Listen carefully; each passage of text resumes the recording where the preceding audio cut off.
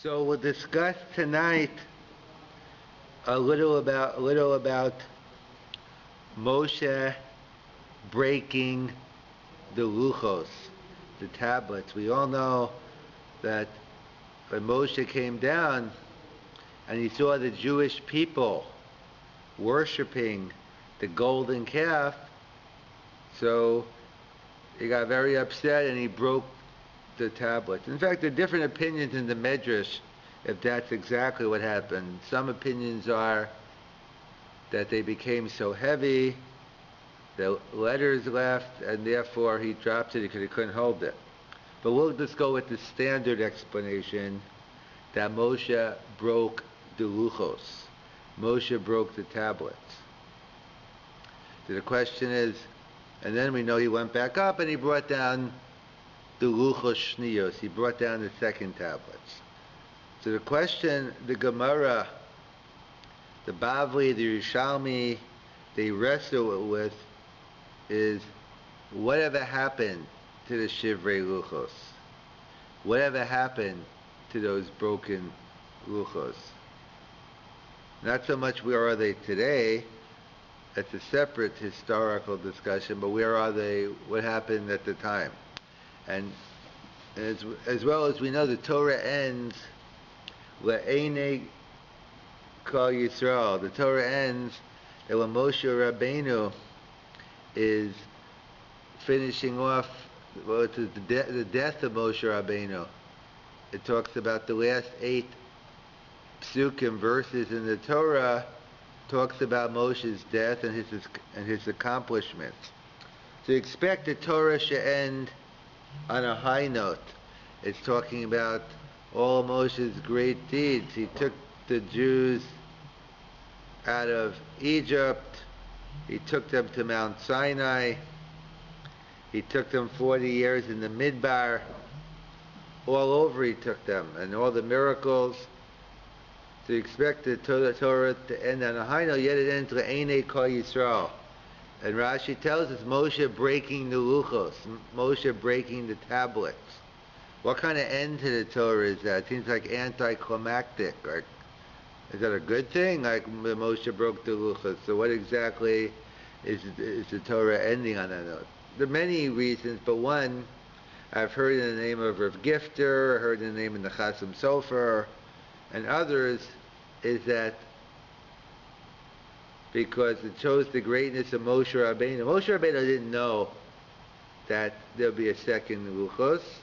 Moshe's whole life, from when he took on the mission of at the sneh, at the burning bush, as the Even Ezraite, sneh equals Sinai, that his whole mission was to be able to bring down the Torah. He was working up for it. So you think it was so easy for Moshe to go down and break the luchos?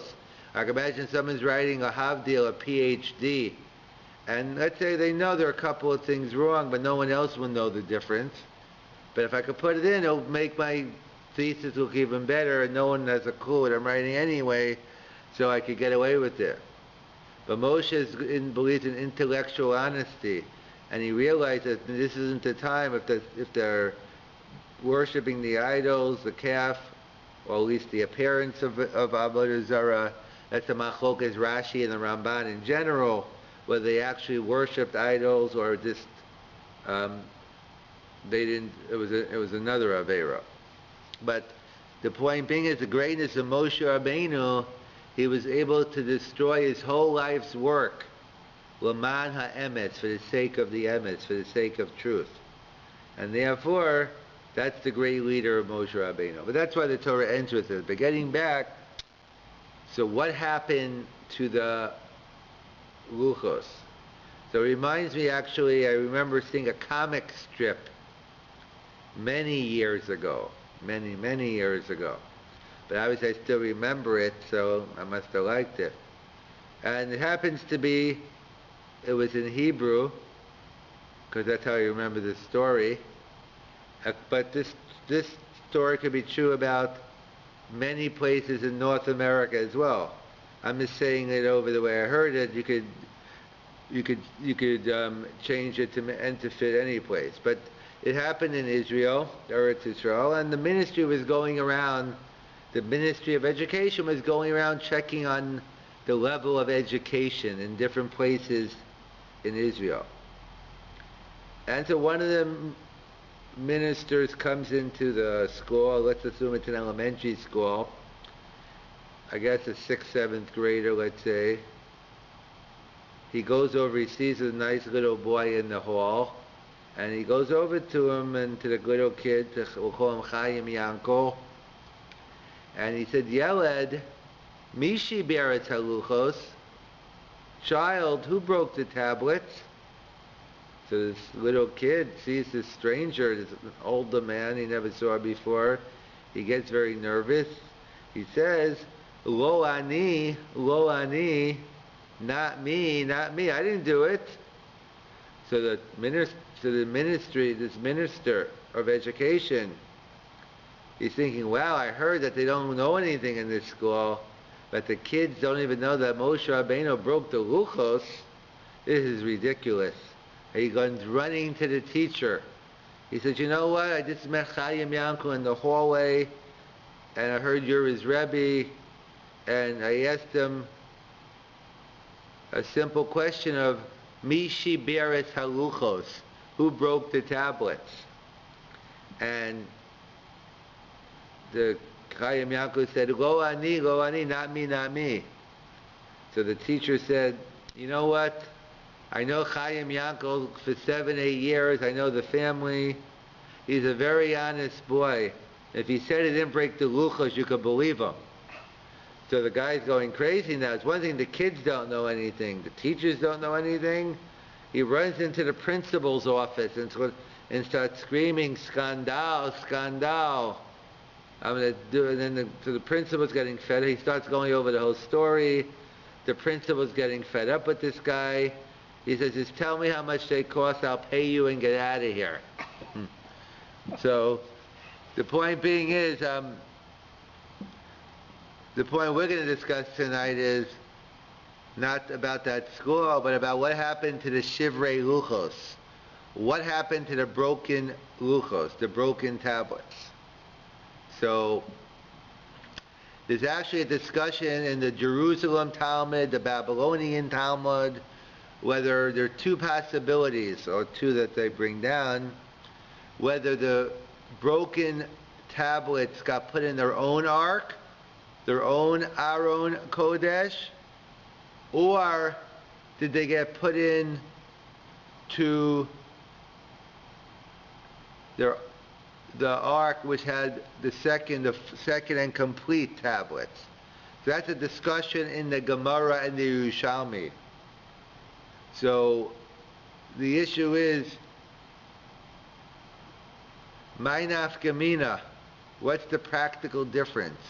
Who cares? Not who cares. Then it's a nice historical question where the luchos were kept. But what do I care? How does that affect me today, halacha l'maisa?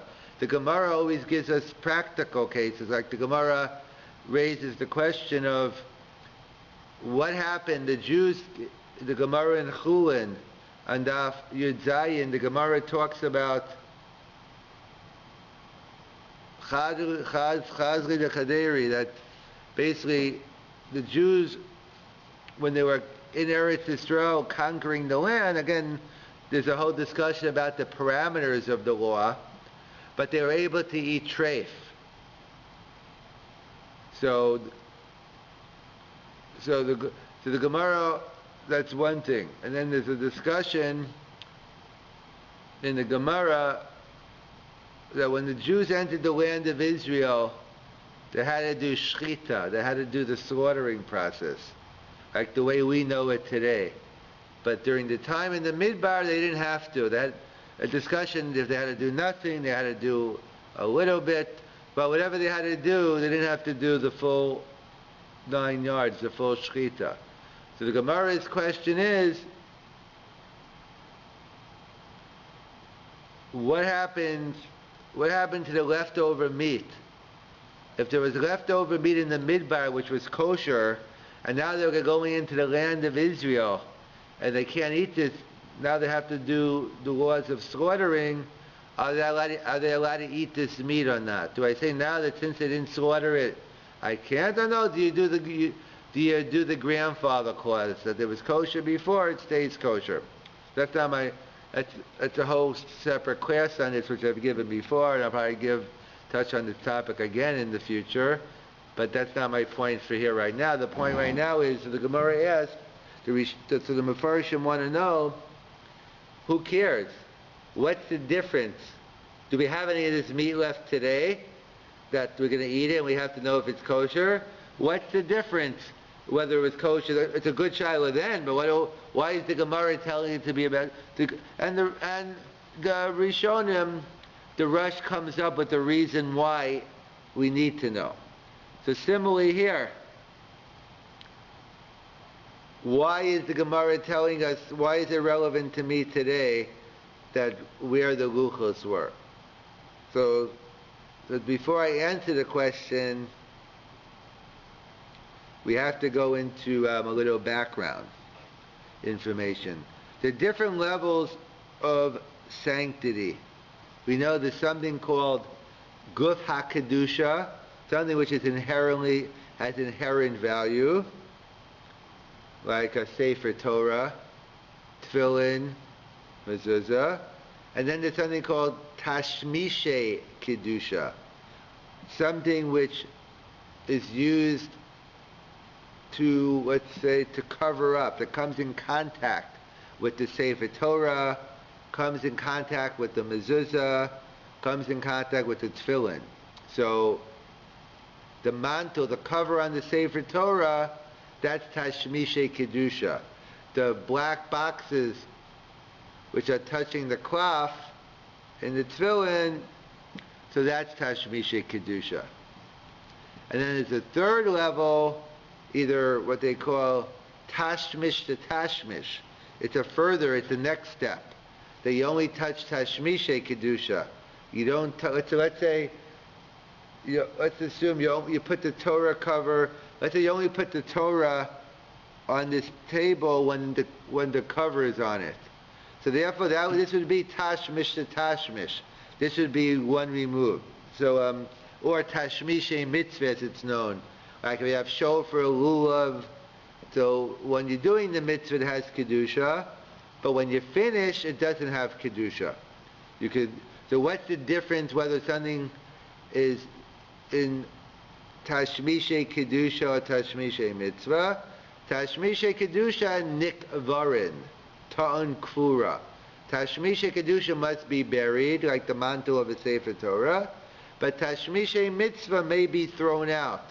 Like after you finish using the lulav, after sukkahs, you can throw it out. If you do, as the Rashba writes, do it derech kavod. So there are different levels of Tashmishe Kedusha. So they point out, so there's different levels of Kedusha. There's Guf HaKedusha, there's Tashmishe Kedusha, and there's Tashmishe Mitzvah, Tashmish and Tashmish. So Guf HaKedusha and Tashmishe Kedusha have to be buried. Tashmishe Mitzvah or Tashmish and Tashmish, that can be thrown out. So the Gemara, so there's an interesting machlokas Rashi and Tosfos regarding the status of our tefillin bag. As they say, the tefillin zekel. What is the status of the tefillin bag? Can I throw it in the garbage or do I have to bury it? So Tosfos writes, Pashtis, and it seems to be that if the tefillin, the writing of the tefillin is the Guf HaKedusha, the bottom, the black boxes are the Tashmishe Kedusha. So the only thing left, the only thing touching the tefillin bag are the straps, the ritzuas, and the other boxes they put on top of it. So at first glance, it should be only a Tashmish, Tashmishe Mitzvah, and therefore you should be able to throw it out. However, Rashi says a chiddush that no, the tefillin zekel, the tefillin bag is Tashmishe Kedusha. Why? Because on the ritzuas, on the straps of the tefillin, you also write their letters, their God's name, you write the letters on it. And therefore, the ritzuas themselves are considered Kedusha, and that makes the tefillin bag Tashmishe Kedusha. So the halacha is you'd have to bury the mantle of the Sefer Torah. You'd have to bury. Even the tefillin bag you'll have to bury. What about the mezuzah cover? So actually there's a saran wrap around the mezuzah cover. That's only about 10 cents. But that definitely has to be buried because that's actually touching the parchment. The mezuzah cover, which could cost $5,000, we'll see for some other reason you might have to bury it. But simple pshat, it would be a tashmish, and in theory maybe you could even throw it out. But certainly the saran wrap you can't. What about the status of the ark, the Aron Kodesh?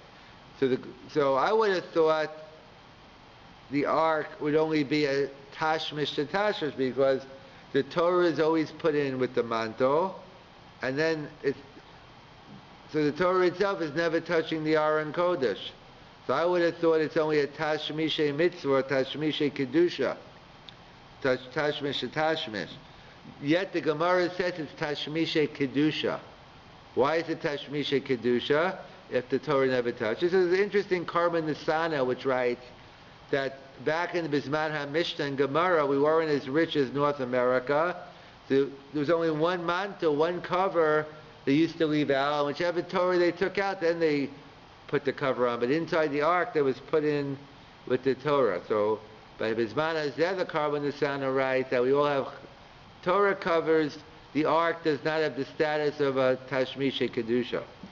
It's very interesting, but we don't pass them like this Karban Nisana. So why is the Aron Kodesh still tashmishe kedusha? Something which comes in contact, it doesn't come in contact with the Torah. So the poskim write there's another reason. Something which is done solely for the sake of honor of the Torah. If you're just doing it to give cover to Torah, so then like the breastplates, the silver crowns on top, anything you do solely for the sake of the Torah, that has the status of tashmishe kedusha. So therefore, whatever though we could discuss the lumdis, but the bottom line is the Aron Kodesh has the status of tashmishe kedusha. So in fact, that's what the Binyan Tzion points out. The Binyan Tzion says, you know why I have to know where the broken luchos were put? It's very relevant to the following question. I wouldn't say it's a common question, but certainly is an uncommon. That sometimes when you read the Torah, you find a mistake, and therefore you can't use that Torah anymore, and therefore some have a custom to put it back in the ark, in the Aron Kodesh. Is that an appropriate custom? Because we know we have a principle, Malin b'Kodesh ve'ein moridim. We always go up in sanctity, we don't go down. So therefore,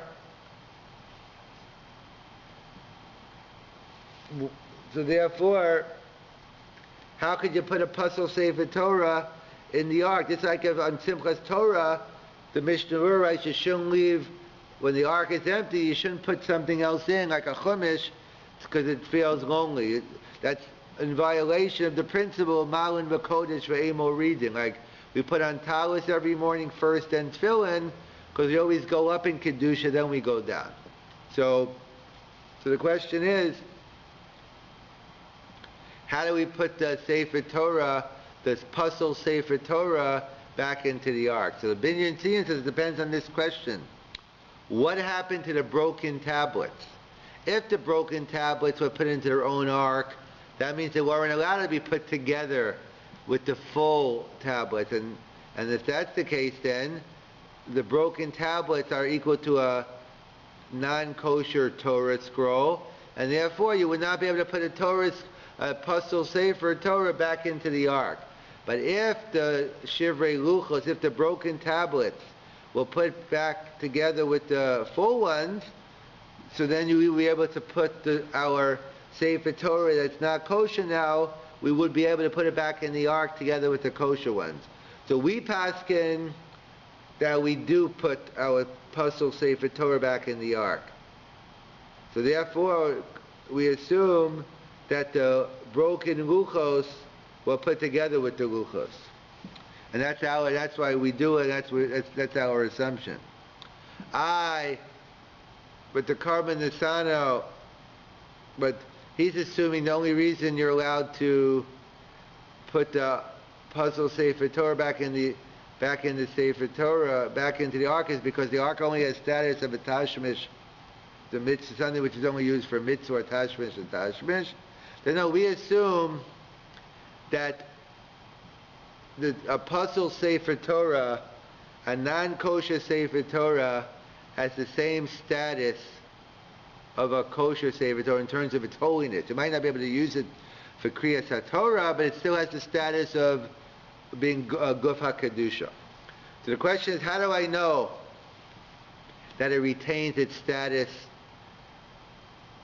How do I know it retains its status? Because the Binyan Tzion says, since we put the broken tablets into the Ark.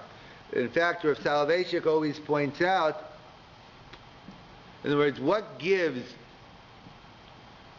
the Gemara in Megillah tells us the principle that something which is Tashmishe Kedusha you have to bury, but something which is Tashmishe Mitzvah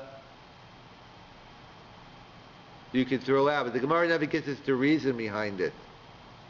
So Rav Chaim Volozhin points out that we know there's a mitzvah in the Torah, cover tikbarenu bayom ahu. There's a mitzvah in the Torah of burial.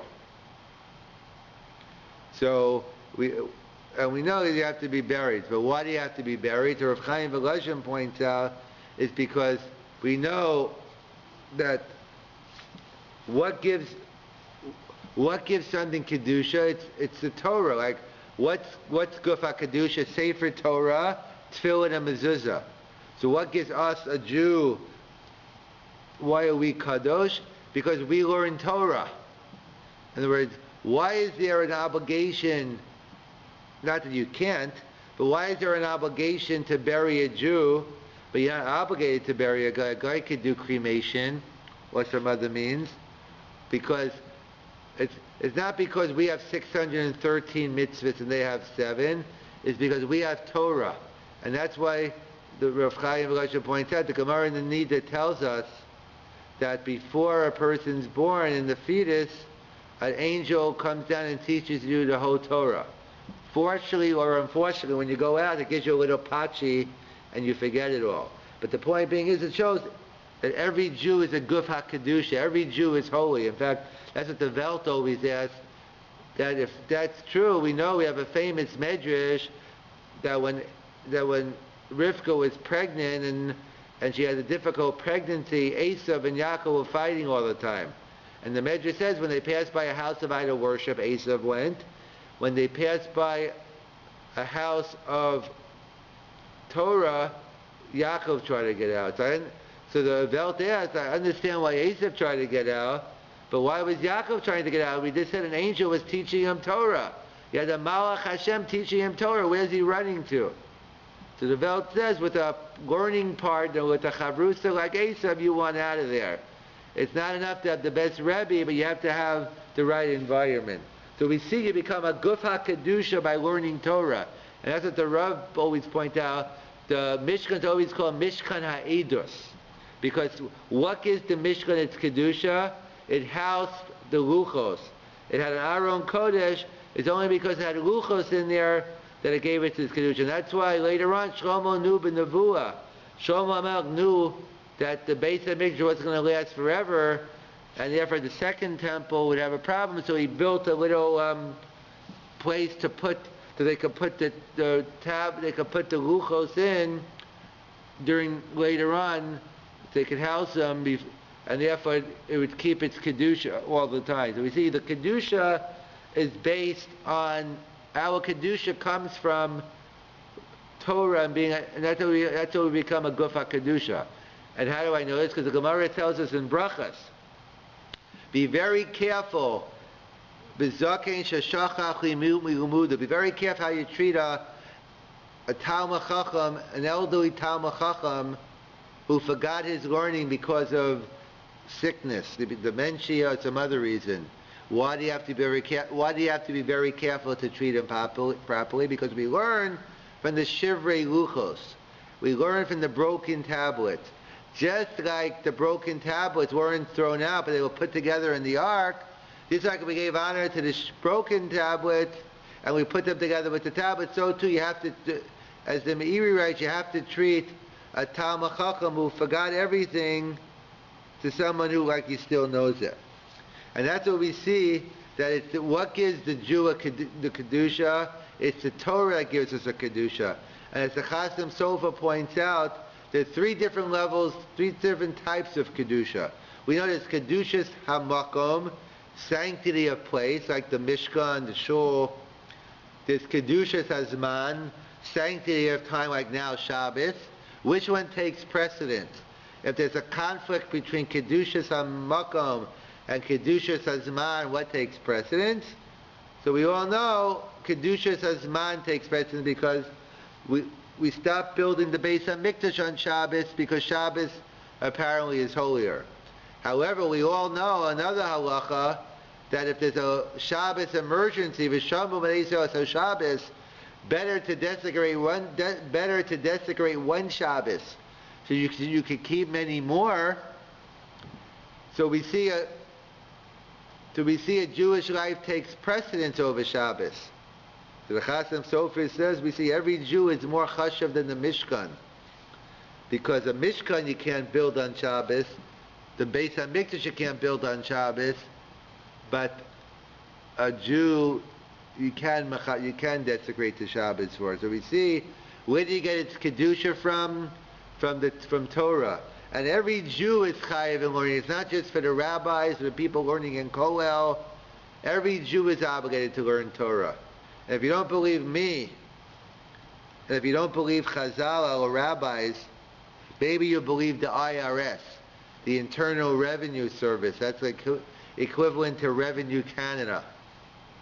That there was a landmark case that I think it was Silverman, but the case was something in Canada, I think it's called manse, or in the States it's called parsonage, but they're both the same. Is they give a clergy, it's a tax benefit for clergy. They could take off different things, the value of the home. Again, it's different rules in the United States and Canada. Speak to your accountant for the details, what you could take off. But the case was a Rebbe in the United States. He taught in the yeshiva. He wasn't do we know a rabbi of a shul, a minister, a clergy? They're classical. They get parsonage. But the question rose: what about a rabbi who teaches in a yeshiva? So they wanted to argue that he should also get parsonage. So they took it to the IRS. There's a big case, and the IRS concluded, after going back and spending a lot of time, they concluded and said, there's a fundamental difference between Judaism and other religions. Other religions, it's just the priest has to know, the minister, the leader of the religion has to know, and the people just follow. But when it comes to Judaism, it's not enough that the rabbi knows. Every Jew is obligated to learn everything as much as they can.